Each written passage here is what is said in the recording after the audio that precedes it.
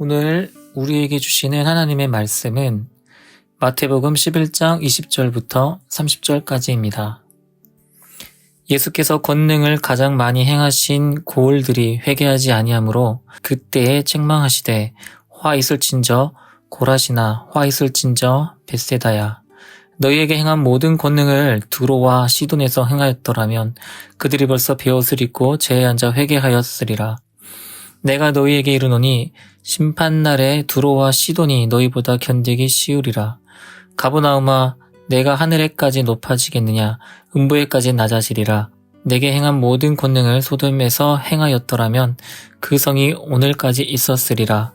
내가 너희에게 이르노니 심판날에 소돔 땅이 너보다 견디기 쉬우리라 하시니라. 그때 예수께서 대답하여 이르시되 천지의 주제이신 아버지여 이것을 지혜롭고 슬기 있는 자들에게는 숨기시고 어린 아이들에게는 나타내심을 감사하나이다. 옳소이다. 이렇게 된 것이 아버지의 뜻이니이다. 내 아버지께서 모든 것을 내게 주셨으니 아버지 외에는 아들을 아는 자가 없고 아들과 또 아들의 소원대로 계시를 받은 자 외에는 아버지를 아는 자가 없느니라. 수고하고 무거운 짐진 자들아 다 내게로 오라. 내가 너희를 쉬게 하리라. 나는 마음이 온유하고 겸손하니 나의 멍에를 메고 내게 배우라. 그리하면 너희 마음이 쉼을 얻으리니 이는 내 멍에는 쉽고 내 짐은 가벼움이라 하시니라. 아멘.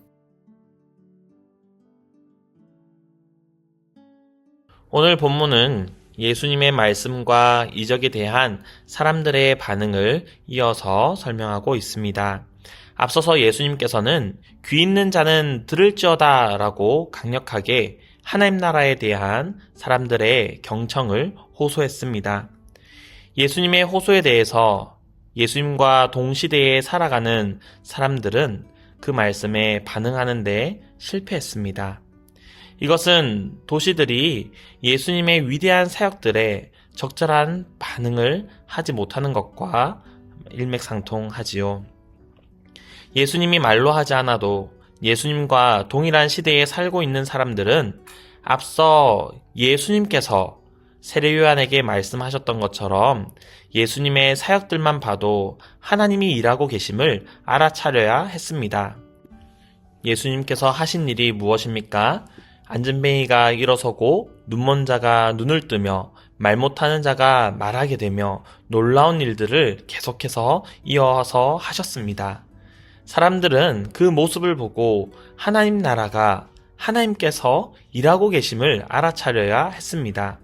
그리고 그들이 하고 있는 그 죄에서 돌아서서 회개해야 했습니다. 다시 말해서 하나님에 대한 그들의 반역적인 태도로부터 돌아서야 했습니다. 이 본문은 11장에서 12장의 주제가 되는 예수님의 사역에 대한 반대의 또 다른 예가 됩니다. 가버나움은 마태복음에서 예수님의 갈릴리 사역에 있어서 주된 무대입니다. 그렇기 때문에 이 도시들은 그들의 죄에서 회개할 수 있는 기막힌 기회를 부여받은 것입니다. 전 공동체적인 회개를 위해서 요나서 3장에서처럼 가장 높은 곳에 앉은 사람으로부터 동물과 가축에 이르기까지 금식하며 애통하는 마음으로 하나님의 자비를 구했어야 했지요.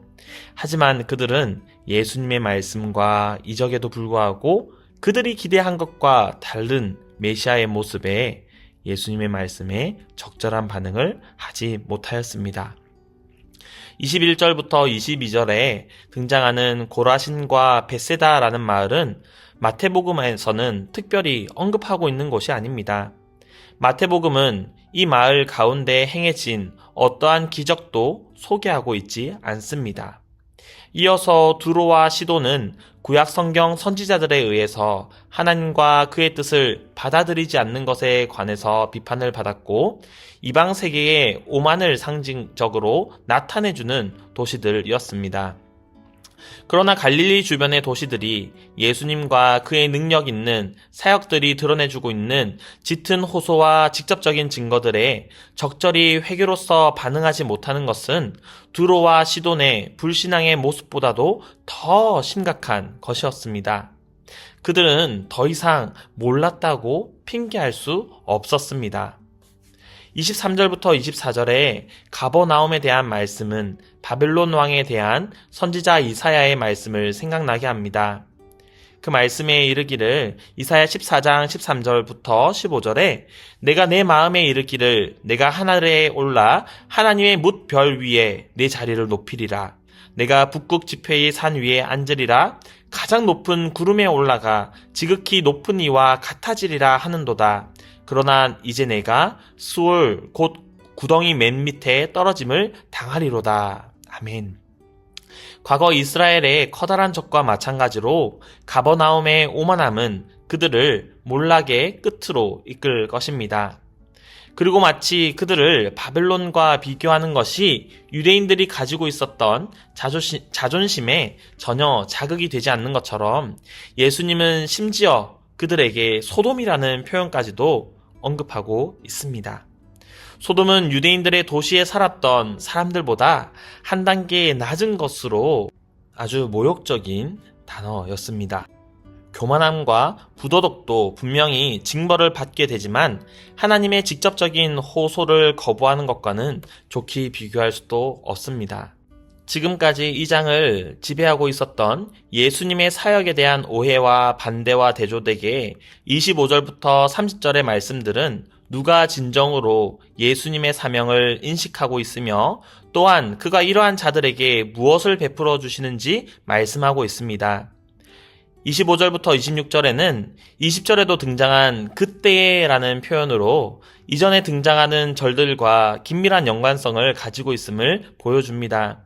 이것은 예수님에 대한 반대, 특별히 지혜롭고 슬기 있는 자들로 대변되는 종교 지도자들에 대한 반대에 대한 예수님의 반응입니다. 만일 종교 지도자들이 그들의 평판이나 책임에 맞게 살았다고 한다면 그들이야말로 예수님께서 말씀하신 이것, 즉 예수님의 사역의 중요성을 인식하게 되는 첫 번째 사람들이 되었을 것입니다. 그 대신 예수님의 사역의 중요성을 깨닫게 된 사람들은 다름 아닌 어린아이들, 겸손한 자들, 많이 배우지 못한 자들, 소박한 사람들입니다. 다른 곳에서와 마찬가지로 예수님은 세상이 별로 주의를 기울이지 않는 자들에 대한 이야기로 어린아이들을 사용하십니다. 그러나 인문맥에서 어린아이들은 또한 잘못된 선입관에 붙들리지 않고 결과적으로 지금 그들 앞에 펼쳐지고 있는 새로운 계시의 빛에 대해서 열려있는 기대하는 태도를 취하는 사람들을 대표하고 있는 것이죠. 예수님의 제자들이 될 수 있었던 사람들은 유명한 신학자들이 아니라 어린아이와 같은 태도를 취하는 사람들입니다. 그들은 예수님께서 보여주시는 그 이적들과 그 말씀들을 통하여서 하나님 나라를 꿈꾸는 사람들입니다. 하나님 나라를 기대하는 사람들입니다. 그 사람들에게 예수님께서는 하나님 나라의 초대로 27절부터 30절까지의 말씀을 하고 있는 것이죠. 그 말씀을 하시는 예수님께서는 하나님께서 주신 모든 권위로 그렇게 말씀하시는 것입니다. 수고하고 무거운 짐진 자들아 다 내게로 오라. 내가 너희를 쉬게 하리라. 아멘. 예수님께서 주시는 쉼을 얻기 위해서 우리가 먼저 해야 되는 것은 무엇입니까? 29절에 보니 먼저 우리는 멍에를 먼저 매야 합니다. 그리고 이 멍에를 메고 예수님으로부터 배워야 하는 것이죠. 우리가 기대했던 것, 우리가 사모했던 것, 그것이 아니라 예수님께서 보여주시는 것이 무엇인지 그것을 통하여서 우리는 하나님 나라를 기대해야 하는 것입니다. 세상이 보여주는 것으로 우리의 꿈과 우리의 목표와 우리가 달려갈 길을 정하는 것이 아니라 오직 예수님의 입으로부터 나오는 말씀으로 우리가 기대하고 꿈꾸며 소망하는 우리의 공동체가 되시기를 간절히 바랍니다.